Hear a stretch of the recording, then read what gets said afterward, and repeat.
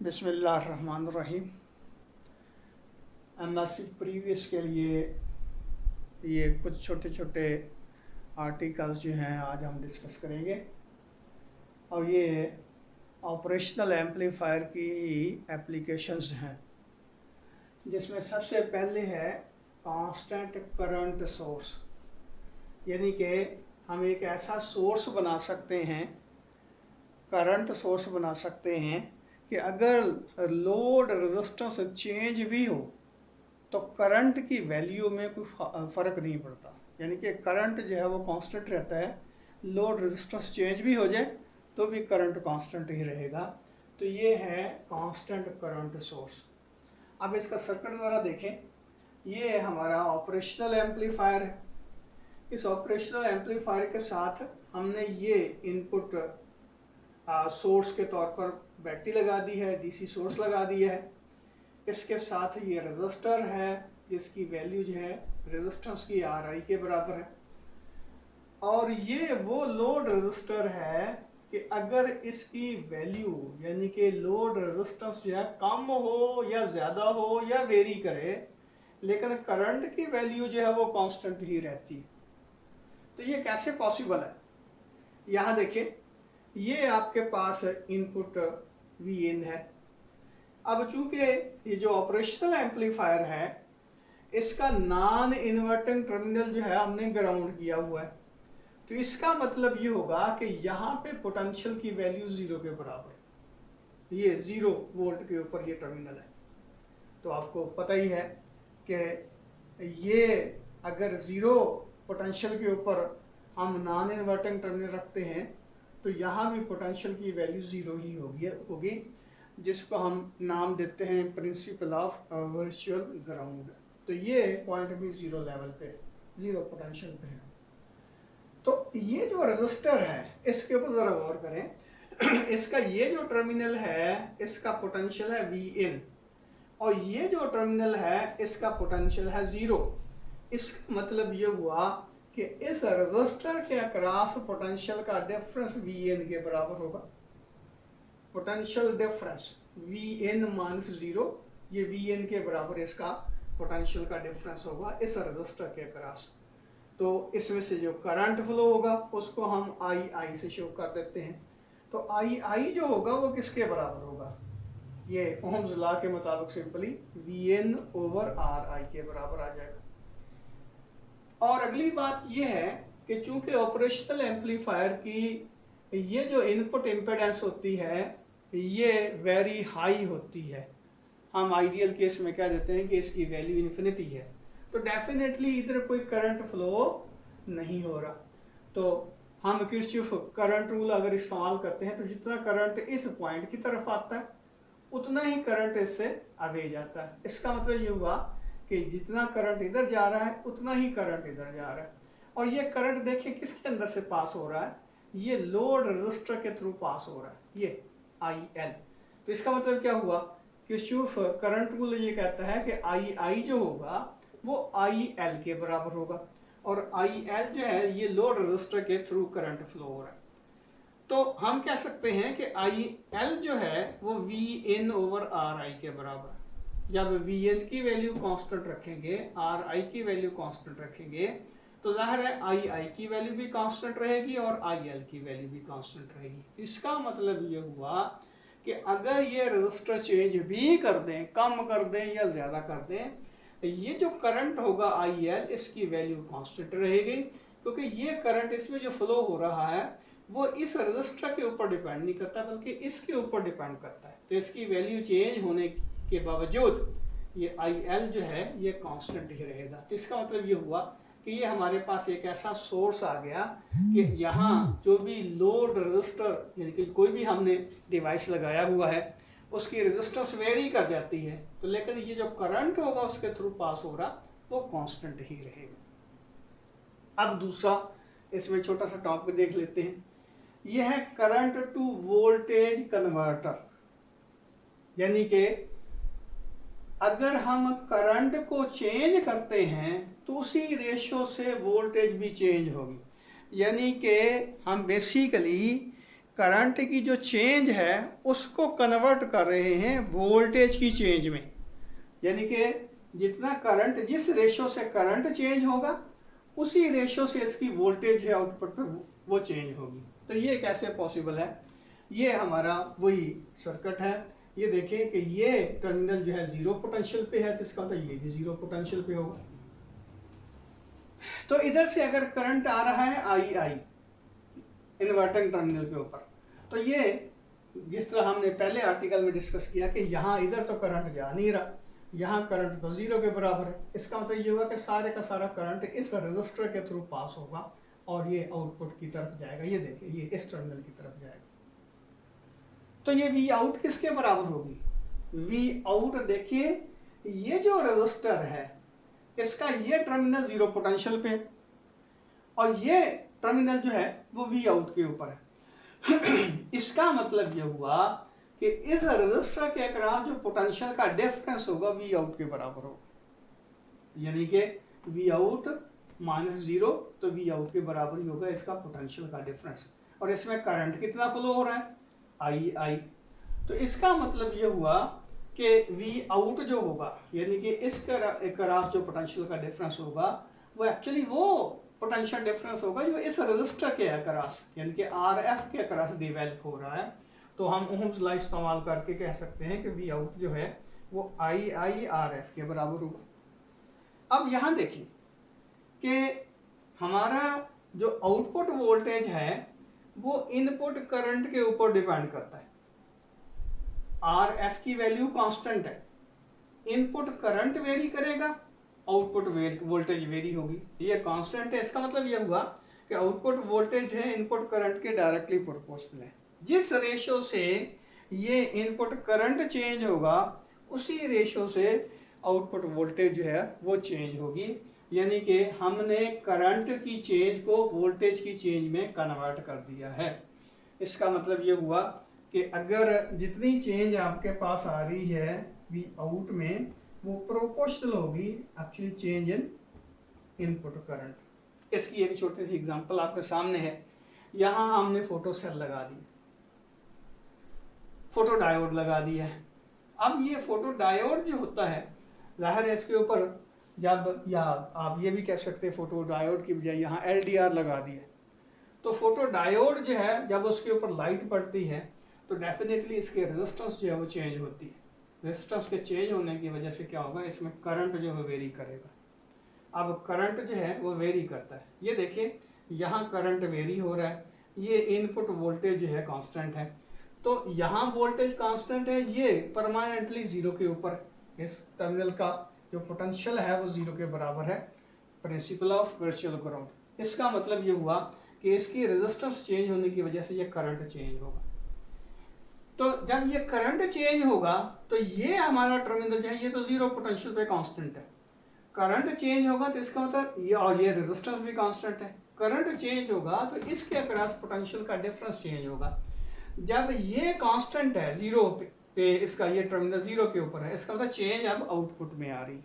तो इसका मतलब ये हुआ कि अगर करंट बढ़ता है इसका पोटेंशियल डिफरेंस बढ़ता है, ये टर्मिनल जीरो पोटेंशियल पे है तो ये वोल्टेज जो है वो ड्रॉप होगा।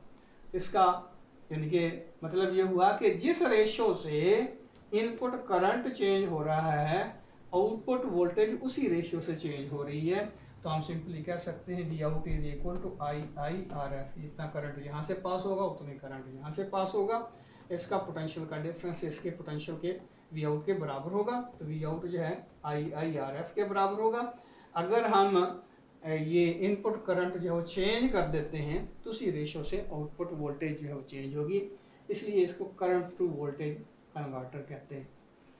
अब इसका रेसिप्रोकल कि वोल्टेज टू करंट कन्वर्टर, तो ये भी ऑपरेशनल एम्पलीफायर की एक दिलचस्प किस्म की एप्लीकेशन है। इसमें क्या होगा कि इनपुट वोल्टेज चेंज होगी तो उसी रेशो से आउटपुट करंट जो है वो चेंज होगा, यानी कि इनपुट वोल्टेज को चेंज करते हैं तो आउटपुट करंट जो है वो चेंज होता है। तो ये कैसे पॉसिबल है? ये देखिए, ये हमारा ऑपरेशनल एम्पलीफायर है। हम कहते हैं कि यहाँ पे इनपुट जो है वो वी इन के बराबर, यानी कि यहाँ हमने सोर्स लगा दिया है कांस्टेंट वोल्टेज का बिलफस वी इन के बराबर। तो जितनी यहाँ पे वोल्टेज होगी डेफिनेटली उतनी ही यहाँ पे वोल्टेज होगी, क्योंकि इसके अक्रॉस करंट की वैल्यू ऑलमोस्ट जीरो के बराबर है, तो पोटेंशियल का डिफरेंस यहाँ जीरो के बराबर हम कह देते हैं। यानी कि दोनों इन्वर्टिंग नॉन इन्वर्टिंग टर्मिनल के दरमियान जो पोटेंशियल की वैल्यू होती है पोटेंशियल डिफरेंस की, वो ऑलमोस्ट जीरो के बराबर होती है। इसलिए वो याद होगा कि इसका ओपन लूप गेन जो है वो वेरी हाई होता है। तो बहरहाल ये देखें, ये टर्मिनल जो है वी एन के ऊपर है, इसका मतलब ये पॉइंट जो है वो वी एन के ऊपर, यानी कि ये वी एन के ऊपर, ये वी एन के ऊपर, ये वी एन के ऊपर। अब ये वी एन किसके बराबर होगा? वी एन जो है वो इसमें करंट फ्लो हो रहा है I1, इसकी रेजिस्टेंस है R1, तो वी एन आपके पास आएगा I1 R1। डेफिनेटली यहाँ से तो कोई करंट फ्लो नहीं हो रहा, इसका मतलब क्या हुआ कि ये जो करंट है वो इस करंट के बराबर होगा। ये जो लोड रेजिस्टेंस है इसमें से करंट फ्लो हो रहा है IL, तो यहाँ से हमने ये कंक्लूड किया कि In जो है, I1 जो है वो IL के बराबर है। तो I1 की जगह IL पुट करें तो IL किसके बराबर होगा? ये फिर देखें कि इधर से तो कोई करंट फ्लो नहीं हो रहा, यहीं से करंट आ रहा है ना, तो ये सारे का सारा करंट ये फ्लो हो रहा है। इसका मतलब ये हुआ कि जितना यहाँ करंट होगा उतना ही यहाँ करंट होगा। तो यहाँ हम करंट कहते हैं कि I1 है, इसका मतलब IL जो है वो I1 के बराबर होगा। तो IL आपके पास आ जाएगा VN ओवर R1। अब ये देखिए, अगर VN को चेंज कर देते हैं तो जिस रेशो, क्योंकि R1 तो की वैल्यू तो कांस्टेंट है, तो जिस रेशो से VN चेंज होगा उसी रेशो से IL चेंज होगा। तो यहाँ हम कह सकते हैं कि IL की चेंज होगी वो VN की चेंज के प्रोपोर्शनल है। इसलिए हम कहते हैं कि जो वोल्टेज की, इनपुट वोल्टेज की जो चेंज है वो कन्वर्ट हो जाती है आउटपुट करंट की चेंज में। तो delta IL is proportional to delta VN। तो ये आपके पास आ जाएगा वोल्टेज टू करंट कन्वर्टर, यानी कि इनपुट वोल्टेज में जो चेंज आती है वो उतनी ही रेशो से चेंज आएगी आपकी आउटपुट करंट के अंदर, लोड करंट के अंदर, ये यहाँ से। तो ये और एक छोटा सा आर्टिकल है वो अभी हम देख लेते हैं।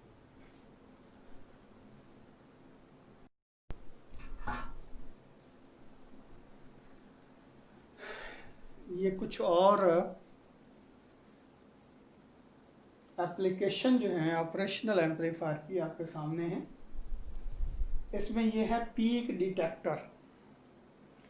बाज़ दफ़ा ये होता है कि ये जो इनपुट वोल्टेज होती है वो सडनली इंक्रीज हो जाती है और फिर डिक्रीज हो जाती है। अब हम ये देखना चाहते हैं कि इसकी मैक्सिमम वैल्यू जो है यहाँ पे कितनी है, यानी कि पीक वैल्यू जो है हम डिटेक्ट करना चाहते हैं, जो कि बहुत ही स्मॉल टाइम के लिए इनपुट के ऊपर आई है।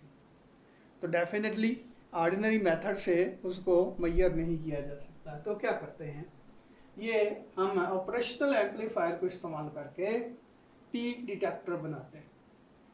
ये यहाँ ऑपरेशनल एम्पलीफायर जो है वो कंपैरेटर के तौर पे काम कर रहा है। अब यहाँ देखें कि अगर यहाँ पे वोल्टेज, यानी कि ये नॉन इन्वर्टिंग वोल्टेज जो है ये इन्वर्टिंग वोल्टेज से ज़्यादा होगी, तो आउटपुट पे जो वैल्यू होगी वी आउट जो होगी वो वी मैक्स के बराबर होगी, और ये पॉजिटिव होगी, पॉजिटिव वी मैक्स के बराबर होगी। ये कब की बात है? जब वी पॉजिटिव जो है slightly greater than V negative होगी। और इसी तरह अगर इसकी वैल्यू, यानी कि इसकी वैल्यू इससे कम होगी, अगर वी नेगेटिव जो है वो ग्रेटर होगी वी पॉजिटिव से, तो वी आउट जो है वो माइनस वी मैक्स के बराबर होगा। तो ये पहले आप लोग पढ़ चुके हैं कि वी मैक्स यहाँ पे ऑलमोस्ट VCC के बराबर होती है। थोड़ी सी वोल्टेज जो है यहाँ ड्रॉप होते हैं, यानी कि वी मैक्स जो है, जो हम इसकी बाइसिंग वोल्टेज देते हैं पॉजिटिव VCC नेगेटिव VCC, उसके तकरीबन बराबर है, लेकिन थोड़ी सी कम होती है। तो आउटपुट वोल्टेज जो है यहाँ पे जो वोल्टेज होती है वो वी मैक्स के बराबर हो जाती है। तो ये पीक डिटेक्टर में हम यहाँ पे देखना चाहते हैं कि पीक वैल्यू जो है वो कितनी है, यानी कि पीक वैल्यू जो है उसको हम डिटेक्ट करना चाहते हैं। तो ये वी डैश कह लें, जो यहाँ पे आपको मिलती है वी डैश कह लें। तो अब ये देखिए, इधर से जब वोल्टेज जो है वो इंक्रीज हो रही, तो इसका क्या मतलब हुआ, यानी कि इस वोल्टेज से ये वोल्टेज जो है, ये देखिए यहाँ से ये कैपेसिटर के अक्रॉस जो वोल्टेज है वो थ्रू रेजिस्टर जो ड्रॉप हुआ, बाकी यहाँ पे वोल्टेज आ गई। और इसी तरह वी एन जो है ये आर आई के थ्रू ड्रॉप जो हुआ उसके कॉरस्पॉन्डिंग यहाँ पे ये अपना इनपुट आ गई, यानी कि नॉन इन्वर्टिंग टर्मिनल के ऊपर। अब होता क्या है, यहाँ पे बिल फर्जन ये वोल्टेज जो इस तरह इंक्रीज हो रही है टाइम के साथ साथ, इधर टाइम है, इधर यहाँ पे जो वोल्टेज दी है वो इस तरह इंक्रीज होती जाती है, इस पॉइंट पे पहुँच के ये डिक्रीज हो जाती है, ये होगी पीक। तो इस पीक को हमने डिटेक्ट करना है कि किस पॉइंट के ऊपर, किस टाइम के ऊपर ये पीक आई है, ये बात। तो ये देखिए, जब ये वोल्टेज इंक्रीज होती जाती है तो ये डायोड जो है ये फॉरवर्ड बायस होगा, ये फॉरवर्ड बायस होगा तो ये क्या करेगा, इस कैपेसिटर को ये चार्ज करना शुरू कर देगा। अब ये कैपेसिटर जब चार्ज होता जाता है तो डेफिनेटली ये वोल्टेज जो है बढ़ती जाती है। अब जब ये यहाँ तक जाती है, वोल्टेज इंक्रीज होते हुए यहाँ तक जाती है, पीक वैल्यू आ जाती है, तो ये डायोड जो है फॉरवर्ड बायस्ड ही रहता है और ये जो हमारा कैपेसिटर है ये मैक्सिमम चार्ज हो जाता है। अब आगे क्या होगा, ये इनपुट वोल्टेज जो है डिक्रीज होना शुरू होगी, तो कैपेसिटर जो है वो तो मैक्सिमम वैल्यू के ऊपर चार्ज हो चुका था, तो ये कैपेसिटर के अक्रॉस जो वोल्टेज है वो यहाँ पे होगी नॉन इन्वर्टिंग टर्मिनल के ऊपर। इसका मतलब ये हुआ कि अब ये वोल्टेज जो है इस वोल्टेज से कम होगी, जैसे ये वोल्टेज इस वोल्टेज से कम होगी तो ये डायोड जो है वो रिवर्स बायस होगा। डायोड जब रिवर्स बायस होगा तो ज़ाहिर है कैपेसिटर जो है वो डिस्चार्ज नहीं हो सकेगा, क्योंकि इधर से करंट फ्लो नहीं हो सकता। तो कैपेसिटर जो है अब एक मैक्सिमम वोल्टेज के ऊपर आके रुक जाएगा, कैपेसिटर डिस्चार्ज नहीं हो सकेगा। इसका मतलब ये हुआ कि हमें ये पता चल जाएगा कि यहाँ पे आउटपुट के ऊपर मैक्सिमम वोल्टेज जो है वो कितनी आई थी, यानी कि इस तरह हम पीक को डिटेक्ट कर सकते हैं। यहाँ को वोल्ट मीटर लगा दें या ऑसिलोस्कोप लगा दें तो इसके अक्रॉस जो वोल्टेज है वो हमारे पास आ जाएगी, जो हमें बताएगी कि मैक्सिमम वैल्यू जो है ये यानी कि क्या कहते हैं कि इनपुट के ऊपर मैक्सिमम वैल्यू कितनी आई है। ये बात ज़हन में रखें कि ये जो वोल्टेज जो है स्लाइटली इससे ग्रेटर होगी तो आउटपुट पॉजिटिव होगा, और ये अगर स्लाइटली इससे ग्रेटर होगी तो आउटपुट जो है वो नेगेटिव होगा। इसका मतलब ये हुआ कि यहाँ पे जो वोल्टेज है, हम एक्चुअली यहाँ पे वोल्टेज आपस में बराबर, ऑलमोस्ट बराबर होंगी। इसका मतलब ये है कि जब पीक पहुँचेगी तो ये सारी की सारी पीक वोल्टेज जो है यहाँ पे आ जाएगी। तो इस कैपेसिटर के अक्रॉस वोल्टेज जो है वो वोल्ट मीटर से मेजर करके हम देख सकते हैं कि उसकी वैल्यू जो वो कितनी थी, और वही वी एन की वैल्यू होगी। तो ये नो डाउट अगर थोड़ी देर इसका इंतज़ार करें तो ये कैपेसिटर जो है टाइम के साथ साथ जिस तरह आपको पता है कि डिस्चार्ज होना शुरू हो जाता है, तो इसलिए हम यानी कि जितनी जल्दी इसकी वोल्टेज जो भी कर सके तो वो ज़्यादा बेहतर होता है, तो हमें पता चल जाता है कि पीक वैल्यू जो है वो कितनी। अब उसके बाद ये एक्टिव फिल्टर हैं। तो फिल्टर क्या होता है? इलेक्ट्रॉनिक्स में फिल्टर बेसिकली एक ऐसे सर्किट को कहते हैं जो मुख्तलिफ फ्रिक्वेंसीज को सॉर्ट आउट कर सके, यानी कि मखसूस फ्रिक्वेंसी जो है उसको आउटपुट पे हम लिख सकते हैं और बाकी फ्रिक्वेंसी को ये ब्लॉक कर देता है। जिस तरह आम फिल्टर होते हैं, फॉर एग्जांपल वाटर फिल्टर ले लें, तो उसमें क्या होता है, जो रेत वगैरह के ज़रात होते हैं या कुछ और कंटेमिनेंट होते हैं उनको वो ब्लॉक करता है और प्योर वाटर जो है वो आगे जाने देता है। इसी तरह यहाँ फिल्टर जो होगा कब ये होगा सिग्नल्स की फ्रिक्वेंसीज के लिहाज से। तो ये एक्टिव लो पास फिल्टर, पहले हम पैसिव लो पास फिल्टर जो है उसको हम डिस्कस कर लेते हैं। अब ये देखिए कि ये आपके पास एक सर्किट है बड़ा छोटा सा, इसमें ये इनपुट वोल्टेज जो है वो साइनसोइडल है, एसी है, उसकी फ्रिक्वेंसी जो है वो चेंज हो सकती है। ये रजिस्टर लगा हुआ है, यहाँ पे कैपेसिटर, अब हम जो वोल्टेज ले रहे हैं आउटपुट वोल्टेज वो इस कैपेसिटर के अक्रॉस ले रहे हैं, और आपको पता है कि कैपेसिटर की जो कैपेसिटेंस होती है XC जो होता है 1/2πfc के बराबर होता है। यानी कि अगर फ्रिक्वेंसी जो है इंक्रीज होती जाती है तो XC की वैल्यू जो है वो कम होती जाती है, अगर फ्रिक्वेंसी डिक्रीज होती जाती है तो XC की वैल्यू जो है वो ज़्यादा होती जाती है। इसका मतलब ये हुआ कि लो फ्रिक्वेंसी के ऊपर ये हमारा जो कैपेसिटर है इसकी इम्पीडेंस जो है, ये इसकी जो रिएक्टेंस है, कैपेसिटर रिएक्टेंस जो है वो ज़्यादा होगी, लो फ्रिक्वेंसी के ऊपर ज़्यादा होगी। जैसे जैसे फ्रिक्वेंसी बढ़ती जाएगी इसकी जो कैपेसिटर, इसकी जो रिएक्टेंस है वो कम होती जाती है।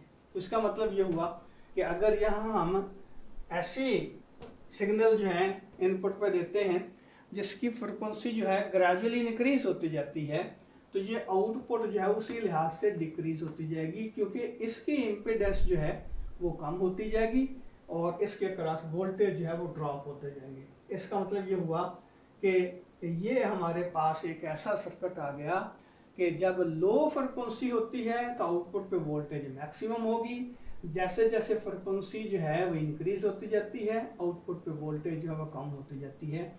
इसका मतलब यह है कि ये लो जो फ्रिक्वेंसी है उसको पास कर देता है और हाई फ्रिक्वेंसी पे आउटपुट जो है वो कम होती जाती है, मीन उसको ब्लॉक करता जाता है। यहाँ पे हाई फ्रिक्वेंसी के सिग्नल नहीं मिलेंगे आउटपुट पे, लो फ्रिक्वेंसी के सिग्नल जो हैं वो मिलेंगे। तो ये तो हुआ हमारे पास पैसिव फिल्टर। अब एक्टिव फिल्टर में क्या होता है? एक्टिव फिल्टर में हम क्या करते हैं कि ये आगे ऑपरेशनल एम्पलीफायर लगा देते हैं, और ये देखें ऑपरेशनल एम्पलीफायर जो है एज नॉन इन्वर्टिंग एम्पलीफायर इस्तेमाल हो रहा है। तो नॉन इन्वर्टिंग एम्पलीफायर में जो गेन होती है आपको पता है, इसकी जो गेन होती है वो नॉन इन्वर्टिंग की वो होती है 1 + R2/R1। तो यहाँ देखें ये है R2, इनके यहाँ आ जाएगा R1/R2। ये फीडबैक रेजिस्टेंस है, यानी कि ये ऐसे समझ लें कि ये आपने जो सर्किट लगाया हुआ है वो कुछ यूँ है। चलो यहाँ मैं डायग्राम दोबारा ये बना देता हूँ। ये देखें जो इन्वर्टिंग नॉन इन्वर्टिंग एम्पलीफायर जो होता है उसमें क्या होता है कि ये टर्मिनल जो है यहाँ पे हम इनपुट देते हैं और ये रेजिस्टेंस लगी होती है, ये फीडबैक रेजिस्टेंस होती है, और ये देखिए इसको ग्राउंड किया होता है। ये आपके पास यहाँ R1 है, ये R2 है। इसके ऊपर ज़रा गौर कर लें कि ये नॉन इन्वर्टिंग टर्मिनल, ये दोनों रेजिस्टर जहाँ पे मिल रही हैं ये नॉन इन्वर्टिंग टर्मिनल के साथ, सॉरी इन्वर्टिंग टर्मिनल के साथ हमने इसको जोड़ा हुआ। अब ये जो है ये इस रेजिस्टर के तौर पर काम कर रहा है, ये R1 और ये R2 है। इसलिए हम कहते हैं कि इसकी जो गेन है 1 + R1/R2 के बराबर होगी। अब यहाँ देखें कि बिल्कुल वही बात कि यहाँ जब इनपुट जो है उसकी फ्रिक्वेंसी हम इंक्रीज करते जाएंगे, पहले फ्रिक्वेंसी जो है वो कम होगी तो यहाँ पे इनपुट जो है यहाँ पे ज़्यादा मिलेगी, आप तो ज़्यादा मिलेगी, आउटपुट भी आपको उसी तरह ज़्यादा मिलेगी। लेकिन जैसे ही हम फ्रिक्वेंसी जो है इंक्रीज करते जाएंगे तो क्या होगा, ये इसके क्रॉस वोल्टेज जो है ड्रॉप होते जाएंगे, यानी कि यहाँ पे जो आपको इनपुट मिल रही है उसकी वैल्यू कम होती जाएगी।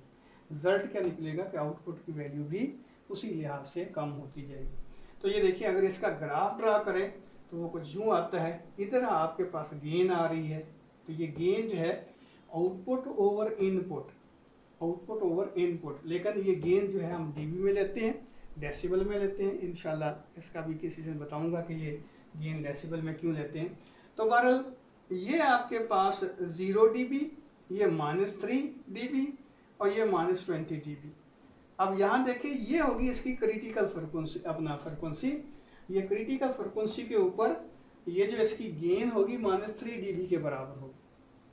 अब FC जो है 1/2πRC के बराबर होगा। इस यहाँ से लेकर यहाँ तक ये यानी कि ये कह लें कि इसका 10वां हिस्सा है 1/10 0.1 FC ये है, फिर FC ये होगी, ये 10 FC होगी।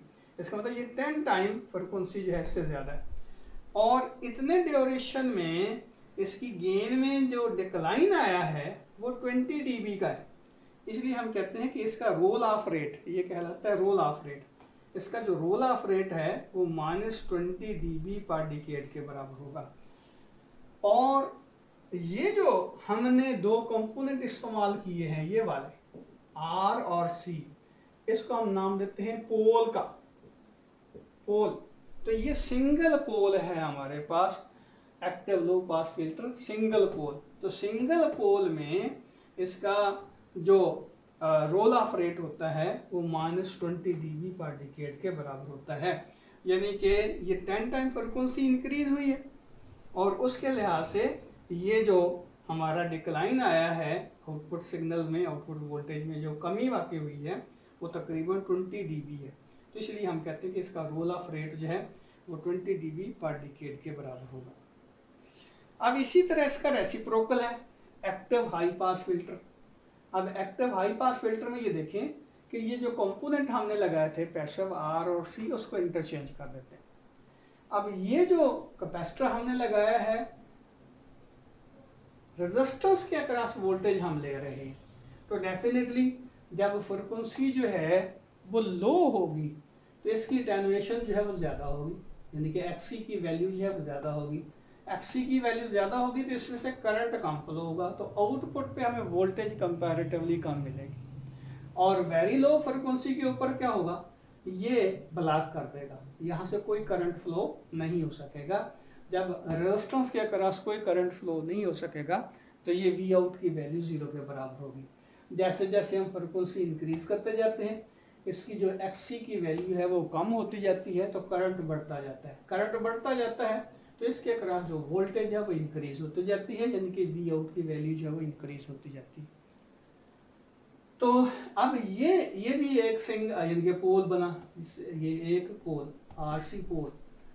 अब इसको भी हम आगे ऑपरेशनल एम्पलीफायर लगा देते हैं, ये नॉन इन्वर्टिंग एम्पलीफायर बनाते हैं। तो ये यहाँ पे और यानी कि जो इसकी आउटपुट है इस कैपेसिटर और सर्किट की ये जो पैसिव फिल्टर है इसकी आउटपुट जो है वो ऑपरेशनल एम्पलीफायर के नॉन इन्वर्टिंग टर्मिनल के साथ जोड़ देते हैं। तो उसमें क्या होगा कि जब हम फ्रिक्वेंसी जो है इंक्रीज करते जाएंगे तो पहले फ्रिक्वेंसी जो है वो लो होगी तो इसके क्रॉस वोल्टेज जो है वो लो होगी। जैसे जैसे फ्रिक्वेंसी इंक्रीज करते जाएंगे, जिस तरह हमने पहले कहा, इसकी इम्पीडेंस कम होती जाती है, इसके अक्रॉस करंट ज़्यादा फ्लो होता जाता है, ये वोल्टेज बढ़ती जाती है, ये वोल्टेज बढ़ती जाती है। तो इस फार्मूले की मदद से देखें कि इसकी वैल्यू जो है गेन की वो बढ़ती जाएगी। अब गेन की वैल्यू बढ़ती जाएगी यानी कि ये बेसिकली हम कैसे लिख सकते हैं, ये मेरा ख्याल है कि यहाँ हमारी स्पेस बनती है, मैं थोड़ा सा यहाँ इसको कह देता हूँ कि ये होगा V out over V in is equal to 1 plus R1 over R2। तो वी आउट किसके बराबर होगी, 1 plus R1 over R2 into V in. तो ये वी इन है, इसका क्या मतलब हुआ कि वी एन बढ़ती जाएगी तो वी आउट भी बढ़ती जाएगी, ये मल्टीप्लाइंग फैक्टर है, तो वी आउट जो है वो बढ़ता जाएगा। इस लिहाज से ये वी आउट जो है वो बढ़ता जाएगा। तो रिजल्ट क्या निकलेगा कि जब फ्रिक्वेंसी जो है वो कम होगी आउटपुट कम होगी, फ्रिक्वेंसी बढ़ती जाएगी आउटपुट वोल्टेज जो बढ़ती जाएगी, या दूसरे लफ्ज़ में ये कह लें कि इसकी गेन जो है वो बढ़ती जाएगी। अब ये देखिए गेन का और फ्रिक्वेंसी के दरमियान हम ग्राफ ड्रा करते हैं। तो यहाँ पे ये फिर वही बात कि गेन को हमने dB में लिया है, डेसिबल में लिया है। तो ये आपके पास 0 dB है, ये -3 dB है। तो -3 dB के कॉरस्पॉन्डिंग जो फ्रिक्वेंसी आती है वो क्रिटिकल फ्रिक्वेंसी के बराबर होगी और उसकी वैल्यू 1/2πRC के बराबर होगी। तो आप इसमें ये देखें ये इंक्रीमेंट उस तरह हो रही है कि पहले आउटपुट जो है माइनस यानी गेन जो है -20 dB के बराबर थी। अब जैसे जैसे फ्रिक्वेंसी बढ़ती जाती है तो आउटपुट जो है या गेन जो है बढ़ती जाती है। अब यहाँ पे आके ये क्रिटिकल फ्रिक्वेंसी आ गई तो इसकी आउटपुट ऑलमोस्ट 0 यानी कि गेन जो है ऑलमोस्ट 0 dB के 3 dB अपना 0 dB के बराबर आ गई। वैसे तो ये है होता है -3 dB यहाँ पे, तो तकरीबन कह लें कि इसकी जो इंक्रीमेंट हुई है वो 20 dB पर डिकेड हुई है। जिस तरह यहाँ रोल ऑफ और यहाँ उसी तरह इंक्रीज हुआ। इसका क्या मतलब हुआ कि ये फिल्टर हमारा ऐसा है जो कि हाई फ्रिक्वेंसीज के सिग्नल को पास कर देता है, लो फ्रिक्वेंसीज के सिग्नल को ब्लॉक कर देता है, इसलिए इसको हाई पास फिल्टर कहते हैं। और उसके मुकाबले में ये लो फ्रिक्वेंसी के सिग्नल को पास करता है, हाई फ्रिक्वेंसी के सिग्नल को अटेन्यूएट करता है।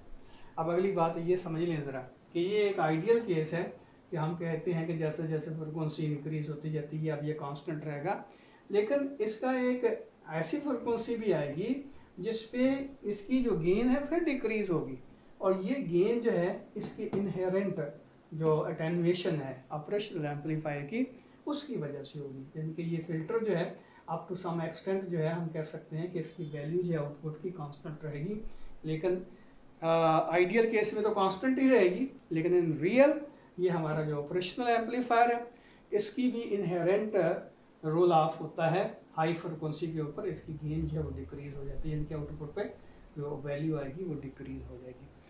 तो इसको मज़ीद हम फिल्टर्स को डिस्कस करेंगे आगे।